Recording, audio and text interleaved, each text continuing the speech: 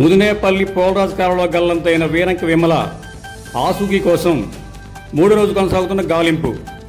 అమలాపురం నుంచి వచ్చిన ఎన్డీఆర్ఎఫ్ బృంద సభ్యులు ముమ్మర గాలింపు. కాకినాడ 3వ బెడానికి చెందిన 10 మంది సభ్యుల బృందం ప్రత్యేక బోటుతో గాలించారు. బృంద ఎస్ఐ సత్యనారాయణ ఆధ్వర్యంలో కొనసాగుతున్న ముమ్మర గాలింపు. గాలింపులో పాల్గొన్న రెవెన్యూ సిబ్బంది మరియు స్థానికులు.